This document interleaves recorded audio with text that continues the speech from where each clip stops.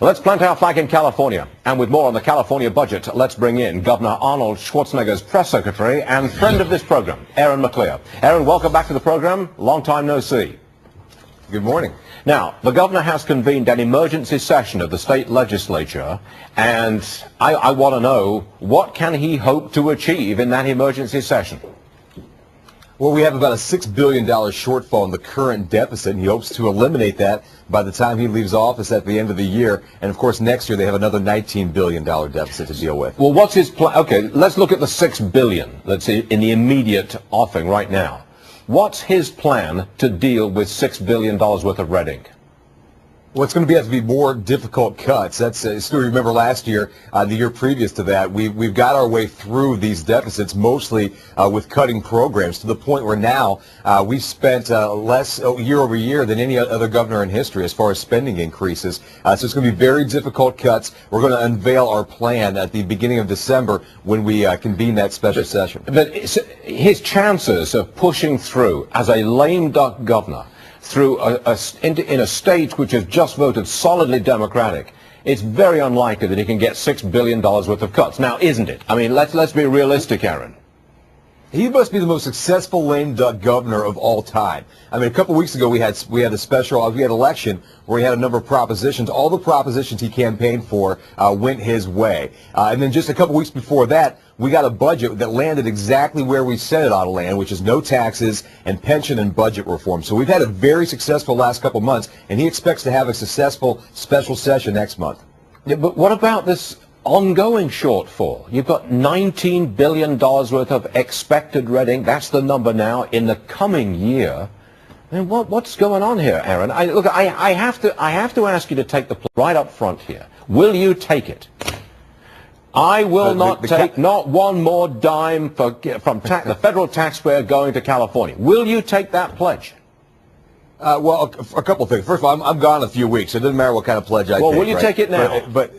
But look, let me tell you what's going on. First of all, we're in good company. About 40 states are in deficit right now, okay? It's not just California. Okay. And secondly, I don't know why you pick on California. Every state takes money from the federal government. I'll tell you why. We take less. I'll tell you why. Go ahead. Because, look, you've got a whopping great big budget deficit, but I give you guys full credit. You really did cut programs, and you really did cut 20% off your spending.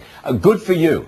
But, you know, you guys in California, you've been making fun of people who live in the Midwest, the Hicks in the Midwest, the yokels in the South, and all the rest, the hayseeds all over the country. You've been making fun of them, and now you want their money. Better yet, you go out there and you elect people who are just going to spend more money, and you know perfectly well that they're going to come to me. You want my money. That's why we pick on California. That's why you've got the rest of the country mad as hell, forgive the expression.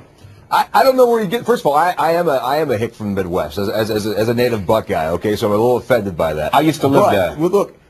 I used to live in California. State. I know exactly the sense of humor that California has about everybody else.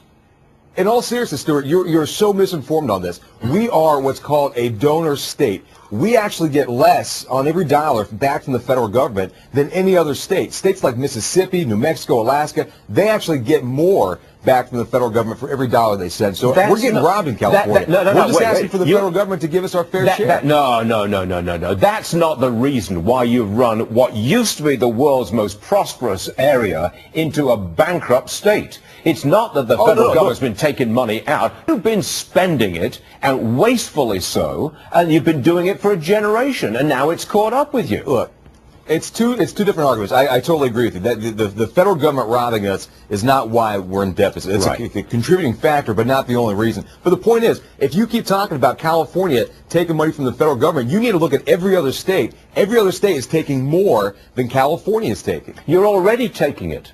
This Build America bonds, 1/3 of the interest is paid by the federal taxpayer. You're issuing these bonds. We're paying the interest on it. You're already getting a lot of money going back. Not to mention, what is it, $5.9 billion in the latest plan coming indirectly to California from the federal taxpayer? And okay, one last chance, Aaron. I know you're not in the job for very much longer, but you as a private individual, will you take the pledge? Let's do it this way round. I don't want another dime from federal taxpayers outside of California. Will you take that pledge? As soon as you come to your senses and make sure you're making that pledge for every single state, Stuart, especially the ones that are taking more from the federal government than we are, then we can talk. But right now, you're not making any sense. You're being absurd. Well, do you ever want to come back on this program, Aaron McLear? I'm not being Stuart, absurd. I don't know why you keep picking on us. It's every state. Well, look, you've got a whopping, let's get it right. You do have a whopping great big deficit, don't you? Along with 40 other states, you have not as big as yours. You have overspent for a generation, irresponsibly, haven't you? Which is why the governor fought so hard for those reforms that we got. You have been making fun of the rest of the country for at least a generation, haven't you? I don't know what you're saying. People pick on us all the time. Every time I come on the show, you're making fun of us. I'm not making fun of you. I'm expressing viewer outrage at what you guys are doing.